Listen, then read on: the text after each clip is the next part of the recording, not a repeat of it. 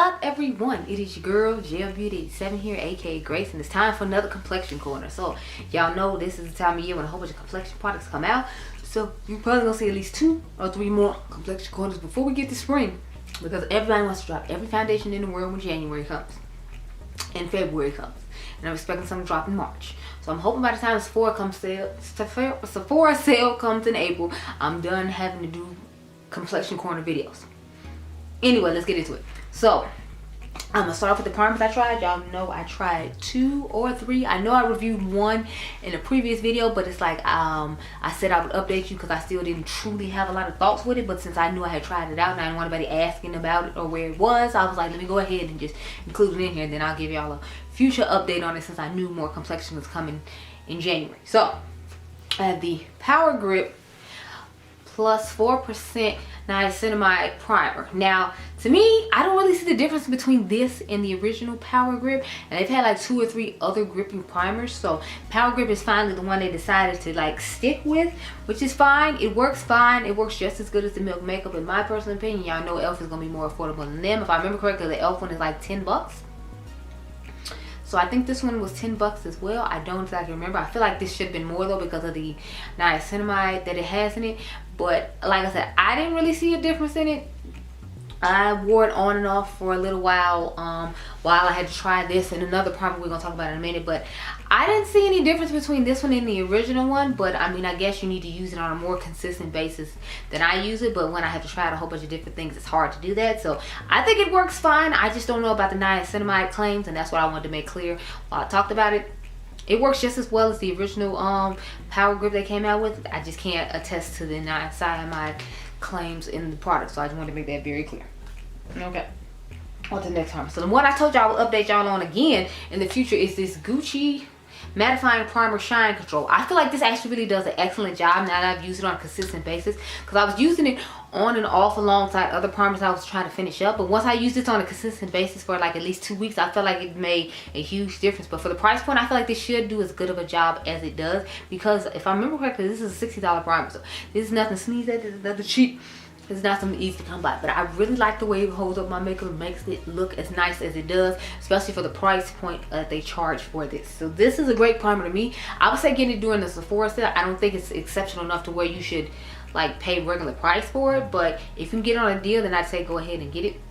I think I ended up buying mine during the Sephora sale, or I ended up just getting it to try it out because no, yeah, I bought mine during the Sephora sale. I remember that much because I was like, it was kind of high and I didn't know, but it was worth it during the sale. I just don't know if I would recommend you pay regular price for it, because there are mattifying primers that do a nice job, like the Polar Eclipse one from Milk Makeup does just as nice as this one does, and it doesn't cost as much. So if you want to splurge and get it during the sale, I'd say get it, but I don't think it's necessary that you have it. I'd say you can get the Milk Polar Eclipse, like I said, and it'll be just as nice as that one, and it won't cost as much. Now with the Shine Control, I wouldn't necessarily say that the Milk one does that, but it does do a decent job of mattifying and a decent job of blurring like the skin. And since I'm a person who has big pores in this area, I'd say go with the Milk one if you're on a budget, and then if you're feeling bougie, then go with the Gucci one, or this next one we're about to talk about, which is the Forever Velvet Veil Dior 24-hour blurring matte primer, long wearing comfort. Now this stuff is amazing. I would actually say get this at regular price. I like it that much. I like the consistency of this. It gives more of a skincare vibe. I feel like the Gucci one feels like more of like a, I guess, a gel based type moisturizer, whereas this feels like I'm literally putting on like a moisturizer I'm rubbing on my face that helps blur the skin and mattifies it throughout the day. Now I don't know if I say this lasts 24 hours, but I do think it lasts a full work day, so a full 8-hour work day, maybe push it to 10, and I feel like it would do a good job. But after that, I don't know about this 24-hour claim they're talking about and blurring your pores for 24 hours, but I do feel like it does a good 8 to 10 hour wear. And if you work like 8 to 10 hours normally, I feel like this is a good primer for you. If you have oily skin, I truly love it, and I love the way it goes on. Like I said, the consistency of this is just something I really like.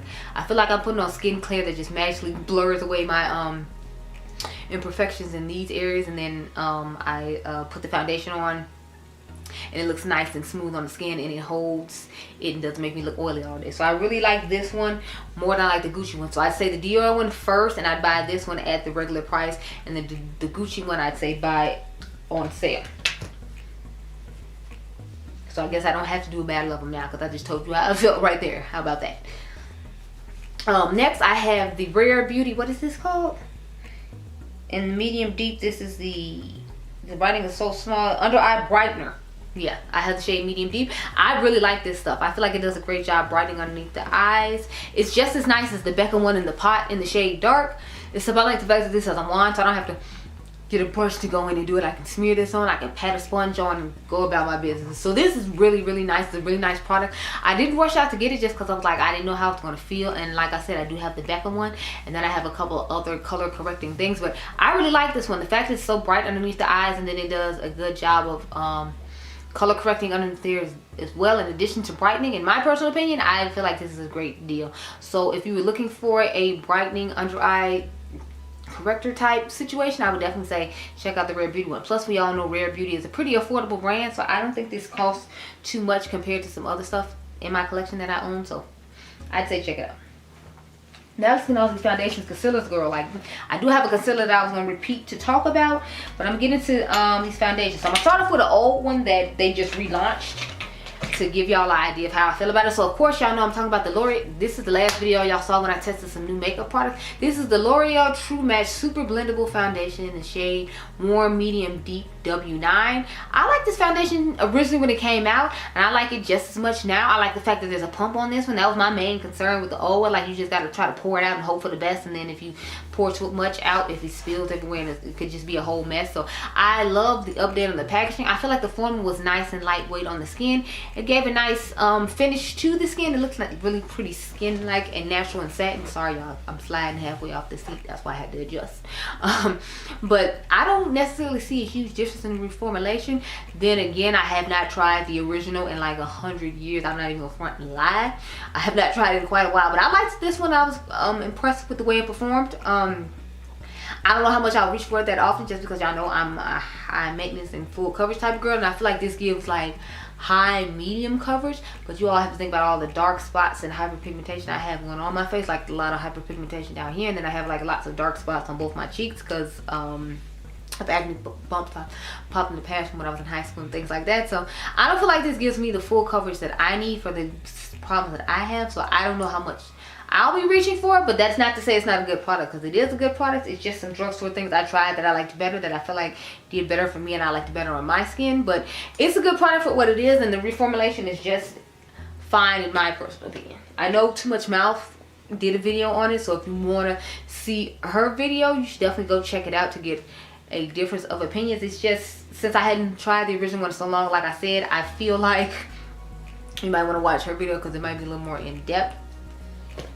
So that's why I want to make sure I mention it. Now let's talk about this one. I heard people were lying about this foundation. I don't know why, because I mean, I don't feel like you should feel like you need to lie about it, but this is the Makeup by Mario. What is this called again?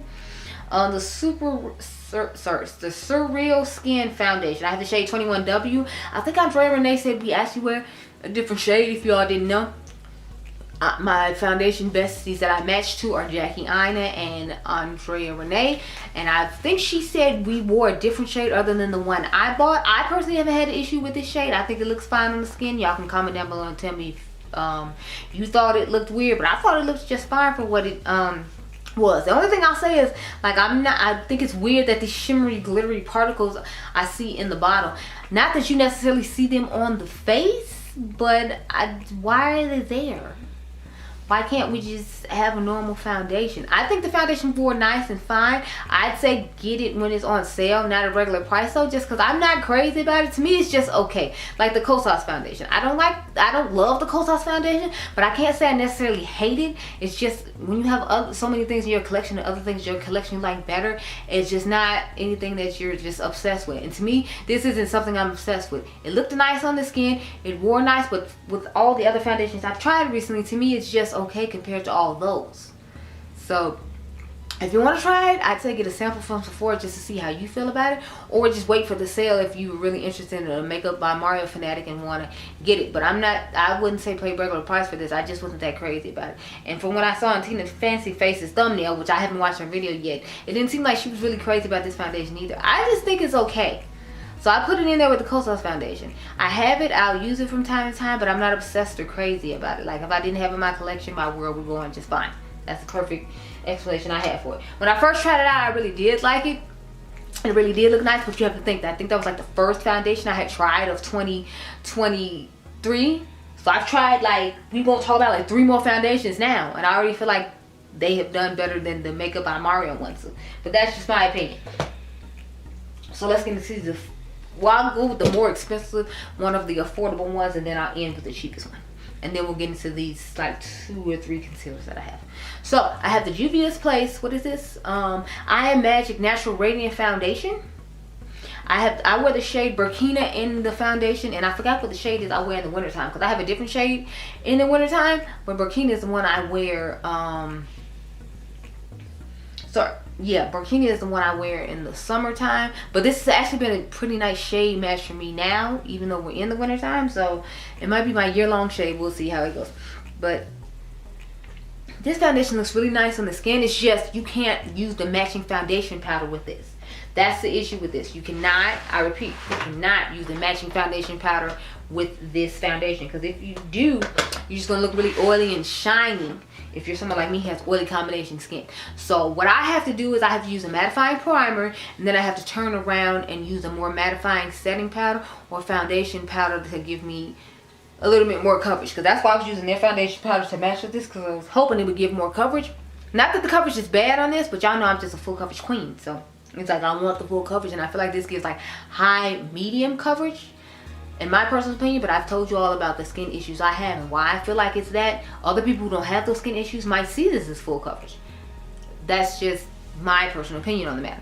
But either way, I say use a mattifying powder with this if you have oily combination skin, and a mattifying primer, because otherwise this is gonna make your face look oily all day long. Y'all saw in the video how I look oily and crazy because of the type of foundation this is. So just bear that in mind when you're purchasing, okay?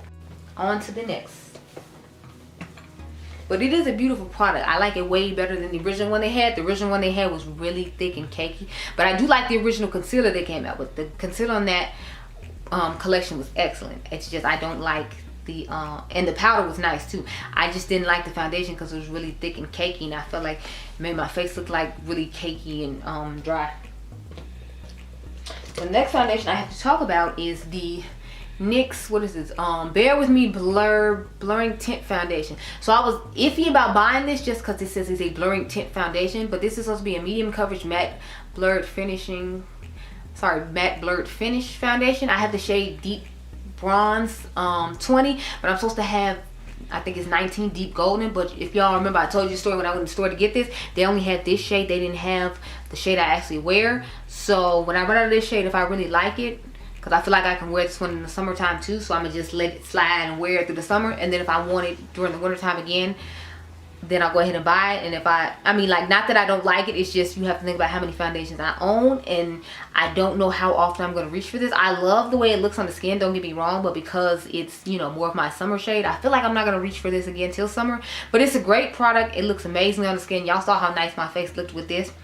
It's just, I know I can use the Juvia's Place one, and it actually matches me better, so I'll probably be using that more. But not to say that this is an exceptional product. I feel like this is a very great product for the drugstore, and the fact that it's calling itself a blurring tint foundation, but it's still giving a decent amount of coverage. I love products like that, like the e.l.f. Halo Glow.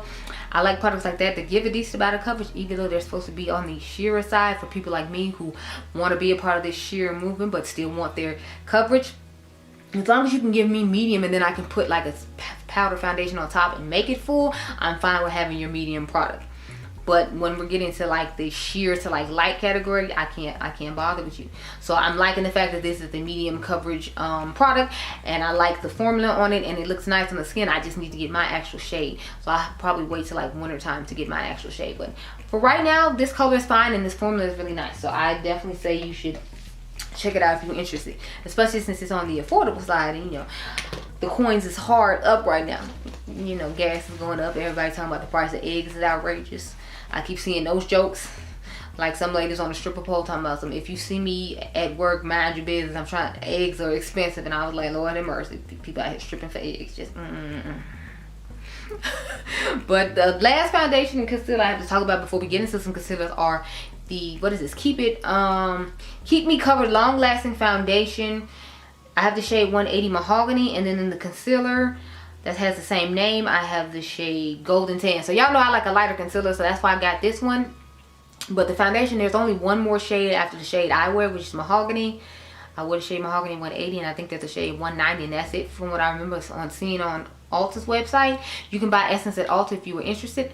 You can only buy their sister brand Catrice at Amazon though, because Catrice left Ulta and I guess they moved to Amazon, or you can buy it from their website. But back to these two products. So I feel like these are a good match made in heaven. This is a really lightweight, watery type concealer when you put it on. It feels like really smooth and nice when you put it on, but it gives a decent amount of coverage. So that's what I like about this product. It doesn't feel heavy when you put it on underneath your eyes, and it blends out smoothly and nicely, and it doesn't give that cakey effect or feeling to it. So I would definitely recommend trying out the concealer if you can find a shade you like.